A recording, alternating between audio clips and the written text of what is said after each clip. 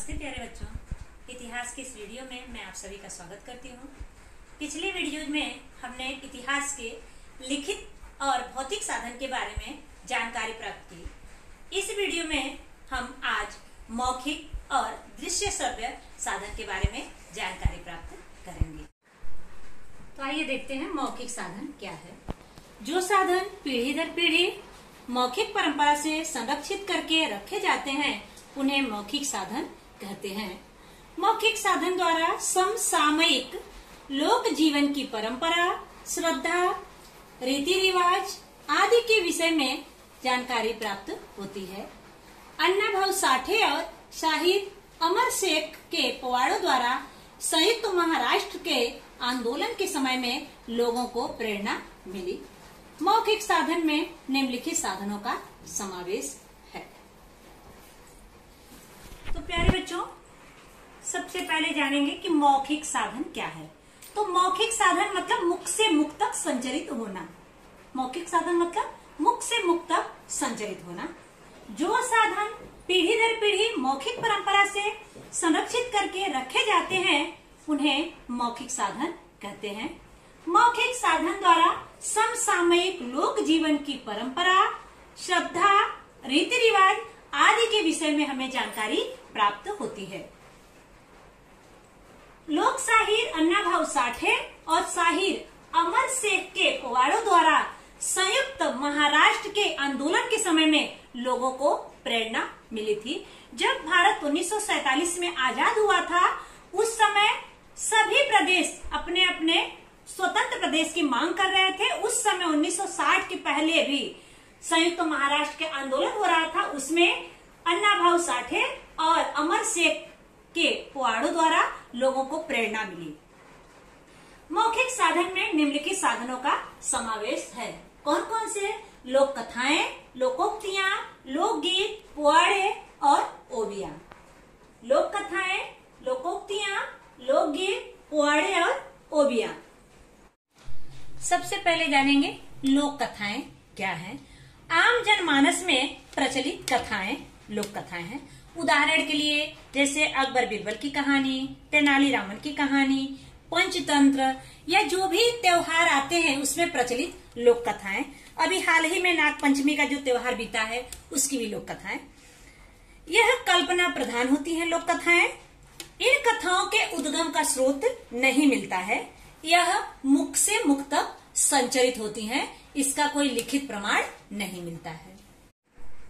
अगला है आपका लोकोक्तियां। लोकोक्तियां लोक जीवन में प्रचलित उक्तियां, लोकोक्तियां।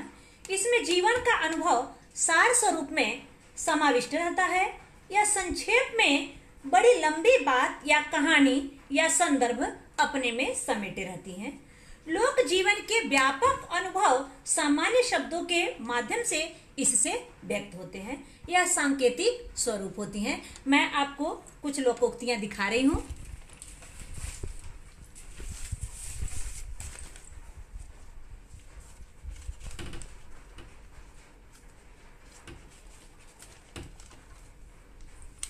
जैसे आप देखेंगे यहाँ पे, अपना हाथ जगन्नाथ, अपना काम हमें स्वयं करना चाहिए, अपना काम हमें स्वयं करना चाहिए।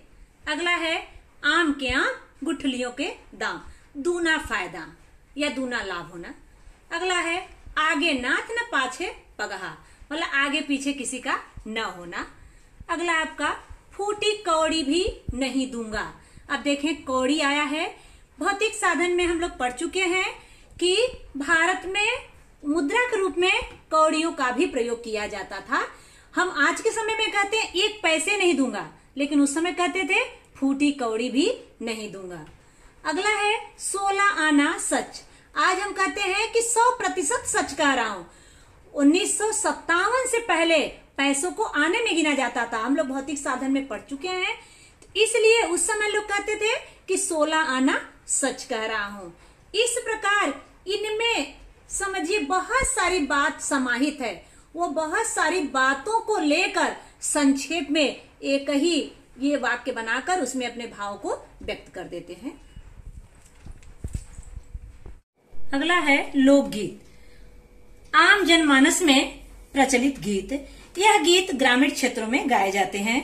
इसमें कोरी कल्पना को महत्व देकर अपने रोजमर्रा के जीवन को सरल और आनंददायक बनाने के लिए यह गीत गाए जाते हैं। त्योहारों या विशेष अवसरों पर यह गीत गाए जाते हैं। इसमें नियम का अभाव होता है, कोई नियम नहीं होता है, जबकि शास्त्रीय संगीत में नियम के अनुसार गीत गाए जाते हैं। इसके रचयिता अज्ञात होते हैं। इसको किसने लिखा, किसने बनाया, इसकी जानकारी नहीं मिलती है। यह गीत एक पीढ़ी से दूसरे पीढ़ी को सिखाए हुए होते हैं। मैं आपको महाराष्ट्र की एक लोकगीत दिखाऊंगी। लोकगीत ये उज्जैन के राजा विक्रमादित्य पे यह गीत गाई गई है।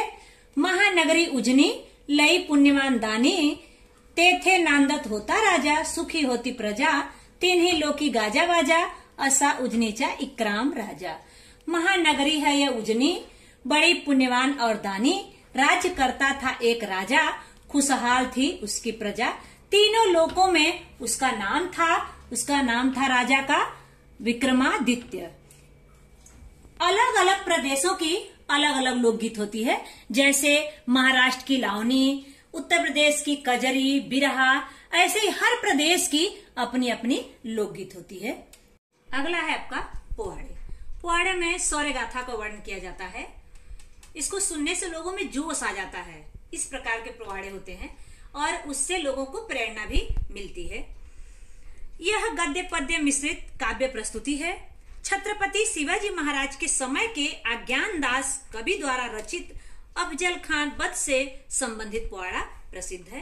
अंग्रेजों के शासन काल में उमाजी नाइक, चाफेकर बंधु, महात्मा गांधी आदि लोगों पर भी पोवाड़े रचे गए हैं।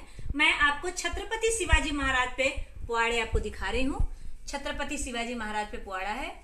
देखिए, शिवाजी महाराजांची कीर्ती बेफाम होती, भल्या भल्याना फुटलाय घाम, याला कोण घालील एसन दरबारी पुस्ती बेगम, बड़ी बेगम महरजे अली आदिल साहाजी आई बरका, नजरे तिच्या अंगार, दरबार झाला गपनार, कुणी घेला पुड़ाकार, सार्या नीच मानली हार। इसमें ये बताया गया है कि शिवाजी महाराज की कीर्ति चारों तरफ फैली हुई थी।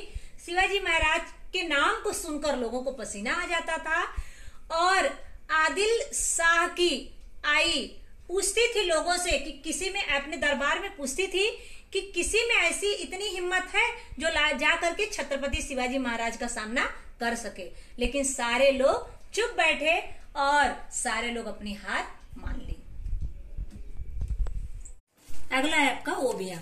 ओबिया अर्थात चक्की गीत, महाराष्ट्र में उसको ओबिया कहते हैं और जगह चक्की गीत या जाता गीत कहते हैं। जाता गीत में माताएं बहनें गेहूं पीसते समय या जो भी अनाज होते थे उसको पीसते समय इन गीतों को गाती थी। वे अपनी भावनाओं को गीतों के माध्यम से व्यक्त करती थी।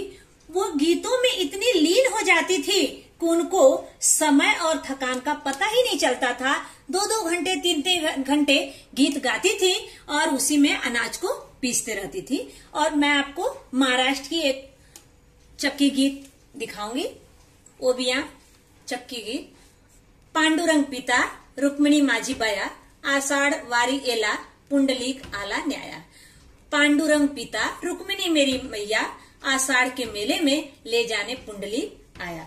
ये पुंडलिक एक भक्त हैं जो पांडुरंग और रुक्मिणी को आषाढ़ के मेले में लेने आए हैं। इस प्रकार हम लोग मौखिक साधन के बारे में जानकारी प्राप्त किए। अगला साधन है दृश्य श्रव्य साधन। दृश्य मतलब देखना, श्रव्य मतलब सुनना।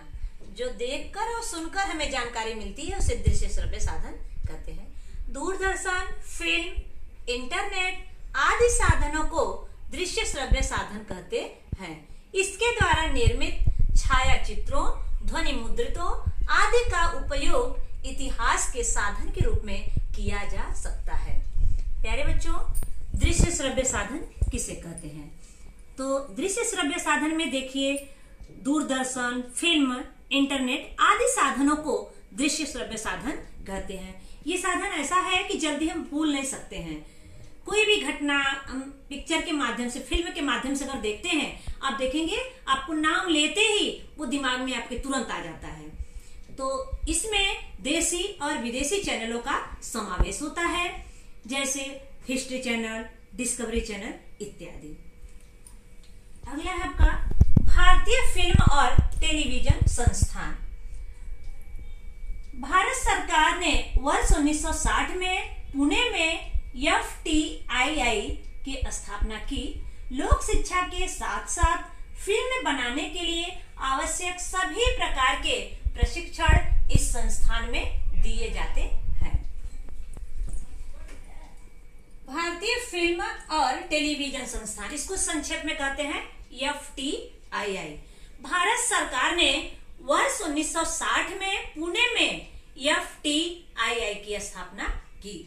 लोक शिक्षा के साथ साथ फिल्म बनाने के लिए आवश्यक सभी प्रकार के प्रशिक्षण इस संस्थान में दिए जाते हैं। किस संस्थान में?